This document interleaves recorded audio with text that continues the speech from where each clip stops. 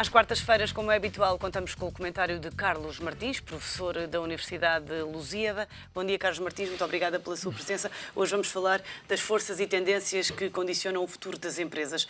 Quais são as tendências macroeconómicas? Olá, bom dia. Vamos fugir um bocadinho daquilo que são normalmente as más notícias.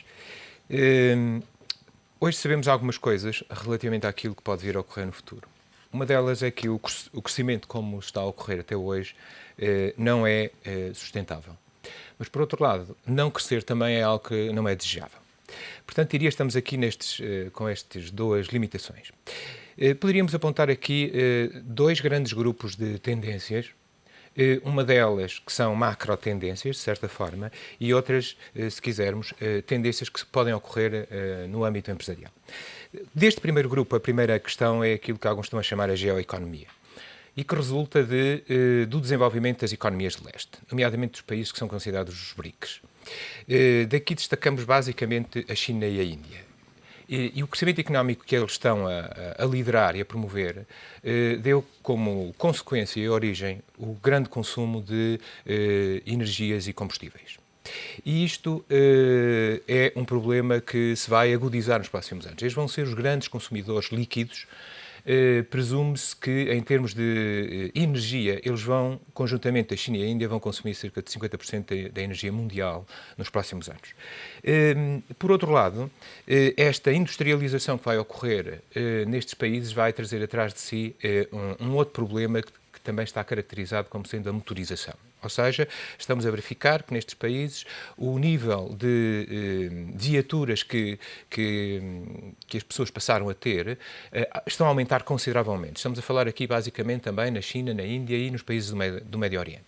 Enquanto, enfim, nos países mais envolvidos, nomeadamente nos Estados Unidos e na Europa, esse crescimento tem sido muito mais lento. Conjuntamente com este fenómeno, há aqui dois outros aspectos que têm a ver com a globalização do narcotráfico e a economia da contravenção.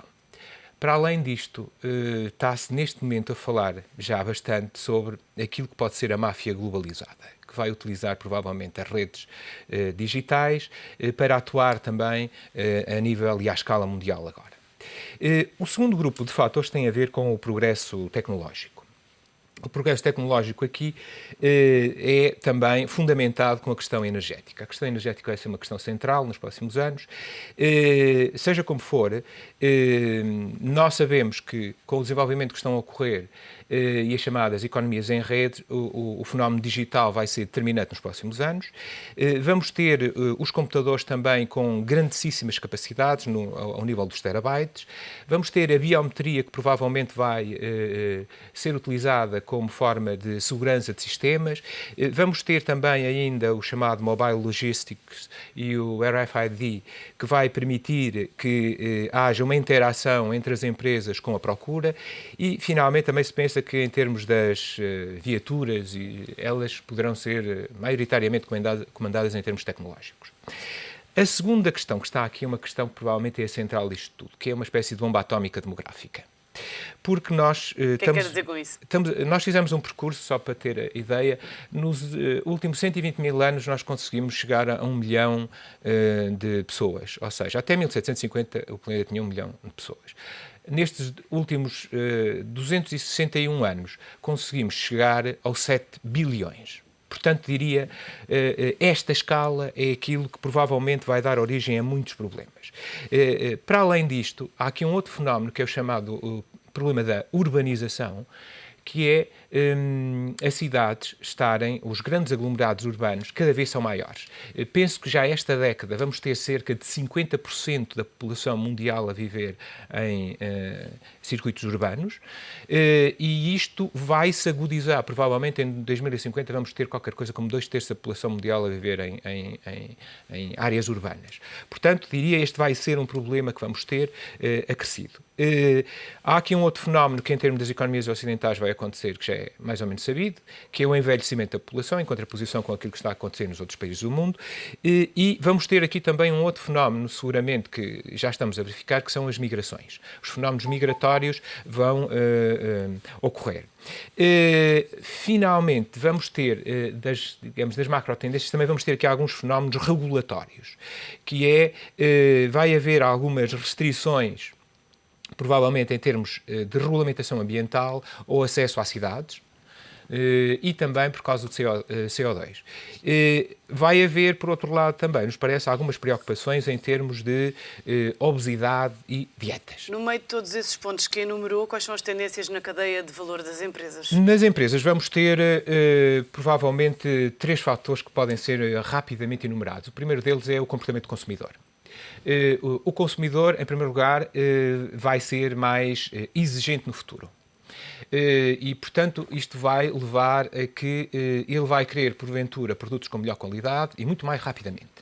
Por outro lado, como dissemos há pouco, nós vamos ter, pelo menos no Ocidente, uma tendência para o envelhecimento. O que significa que vamos ter necessidade de ter produtos específicos e serviços específicos a pensar nesta gente. Depois vamos ter aqui uma coisa que é a utilização da tecnologia também por parte do consumidor, os chamados smart consumers, que é a possibilidade dos consumidores de hora avante poderem começar a ter plataformas em casa e, através destas plataformas, quer fazerem compras e também poderem interagir, em última instância, com fornecedores.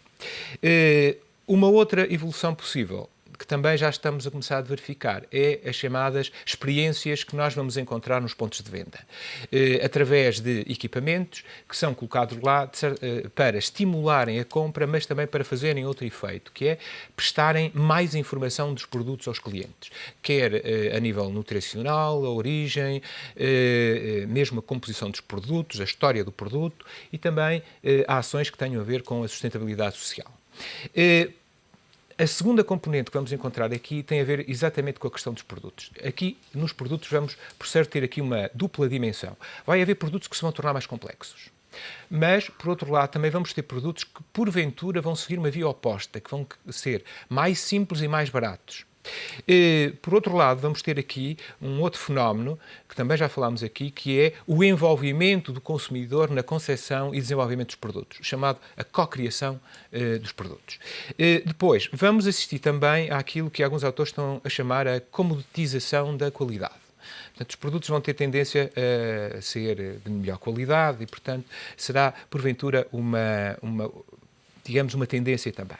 Finalmente, vamos estar aqui naquilo que chamam os fluxos da informação, que é, vamos ter a informação anywhere e anytime.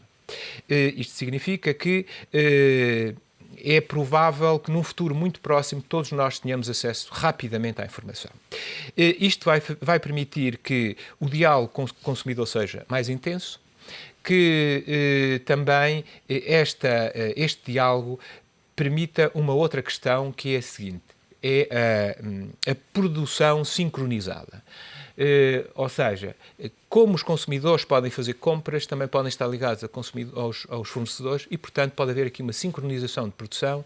Acha que pode haver mais transparência em todo o processo? Pode, e até na pode. informação? Sim, na informação, basicamente na informação. Eu acho que estas serão algumas tendências para os próximos anos e para fecharmos o ano com algumas boas notícias. Acho que isto que é porventura algo que, enfim, pode trazer coisas boas também para os consumidores. E nós agradecemos essas boas notícias. Muito obrigada, Carlos Martins, pela sua presença e até ao próximo programa.